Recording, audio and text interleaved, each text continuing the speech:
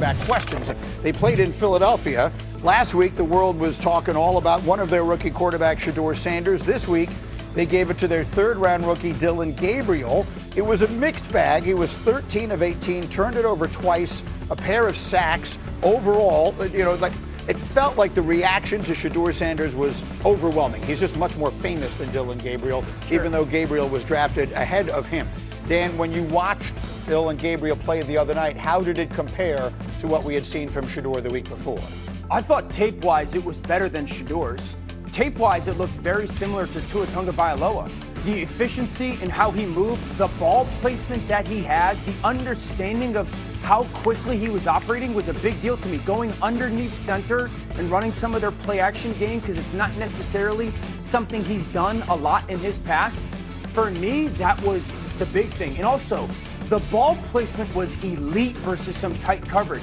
His connection with Jamari Thrash, who, by the way, should be a starter for the Cleveland Browns, but throwing it away from defenders, was elite. Shedeur's tape last week was really, really, really good, really impressive. I thought Gabriel's was better because it played faster and more efficient. Yeah, I thought it was better than I expected, Greeny, but we can't forget about the 2 turnovers. He had a pick six. He also had a fumble. The pick six is not all on the quarterback. I would tell you very much so not on the quarterback. Right, but he still made the decision. He could have thrown the ball away. All my point is his height deficiency is going to show up more in the regular season. Here's that play. Yeah, exactly. Like, to me, just look, I know there was 2 receivers there, Dan, but just throw the ball away, avoid the mistake. Anyway, he was better than expected, Greeny. I just think at the end of the day, he has a ceiling because of his physical size as it translates to this level. So, Shefty, talk me through this Cleveland quarterback decision, which the coach says is coming sooner rather than later. They want to make a decision on the starting quarterback so that they can go through this week mimicking the first week of the regular season. So I would think we're going to get a word from Kevin Stefanski today, tomorrow, and I would think as soon as today. As soon as today. Yeah. And I would think it would be a major upset if Joe Flacco were not the starting quarterback. That's been the expectation all along. He's the veteran, and I know we keep talking, rightfully so, about Gabriel and Shedeur Sanders and the quarterback room in Cleveland. But I think the narrative and the conversation changes once Kevin Stefanski names his starting quarterback, and I think we presume it to be Joe Flacco at this point in time. So if and when he comes out and says today or tomorrow, Joe Flacco is going to be our week 1 starting quarterback, we lose some topics for this show. Yeah. But the Browns have a quarterback going forward. Well, and build around this. No. But the other topic then becomes, what do they do? They're going to keep 4 quarterbacks on the roster? I believe in the end that the Cleveland Browns will keep 4 quarterbacks because quarterbacks are currency. Look, they're not getting rid of Gabriel or Shedeur Sanders. Right. They're keeping Joe Flacco, and I expect them to keep Kenny Pickett because they'll have value to other teams around the league. All right, I'm up against the clock. I'm coming back with much, much more. On the field last night, banged up a little bit for the Jaguars as they visit the Saints, but Trevor Lawrence was playing, and you want to watch him carefully. And Dan, here's a little sloppy moment in the red zone. Sloppy, disappointing. You're taught from a very early age at that position, and I know it's the preseason, but if you go down at the handoffs situation, don't try and force it. We'll figure out, especially when you're in field goal range, another option. That being said, I think Trevor Lawrence has got probably the second most amount of pressure at the quarterback position in the NFL this year behind Caleb Williams. He looked really good. He looked sharp. He was aggressive with the football. I thought his decisions were really consistently over the middle of the field, where it should go. And the conviction in which he threw the football was a big deal to me, led some good scoring drives. So overall, impressed by what I saw from Trevor Lawrence last night. There's the touchdown that he throws to Washington. In all, Trevor, 8 of 10, 76 yards and a score in a game that finished in a 17-all tie. Let's pick up on that thought, on the pressure that exists on Trevor Lawrence. He was the golden child, right? He came into the league as the next great one, the surefire. Yeah. He would have been the first pick in the draft after his freshman year of college. And we saw some very good moments early. After the Urban Meyer thing got right, the playoff win, the come from behind, gets the contract, and since then it has gone in the wrong direction. He's got to he has to take his mindset to a place he's never taken it before. When all encompassing, the confidence, the conviction, the accountability, the leadership, everything about not only himself but his organization. The excuses in many ways are gone. Like you give him the free pass at the Urban Meyer time, but then Doug Peterson takes him to a new level, and then there's regression. Now Liam Cohen goes there. Every guy he's worked with has gotten better. Brian Thomas Jr. is a star. They given an ample amount of talent around, it is put up or time for Trevor Lawrence. Did we not just have this conversation about what the Bears were trying to do for Caleb Williams when they hired Ben Johnson? Sure.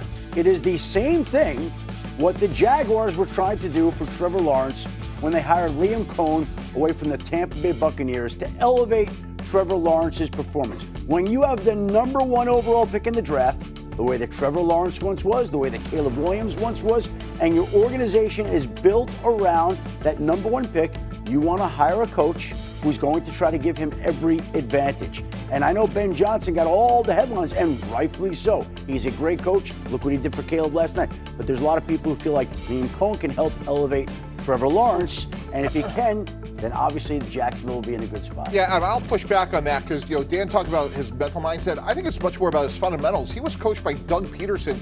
Doug Peterson knows how to coach quarterbacks. He was 60.6% completion percentage, which was 31st in the NFL. He was 29th in completion above expectation.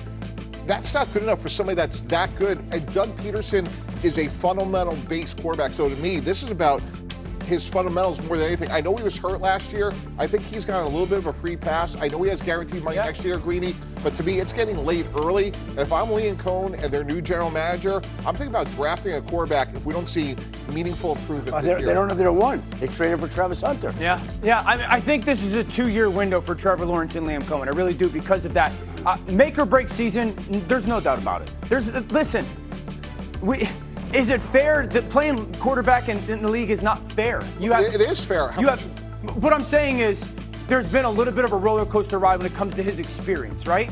There just has. Maybe the amount of talent, the organizational structure, they've gone all in with him. I know they move up to get Travis Hunter because he's a unicorn. It's also like because he can allow Trevor to play at a really high level. And so we often talk about what's expected.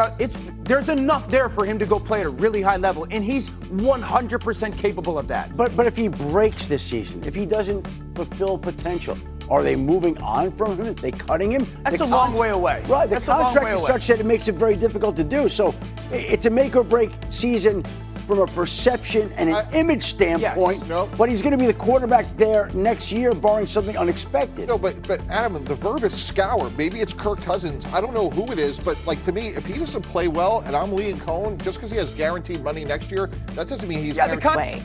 What would you be doing with JJ McCarthy?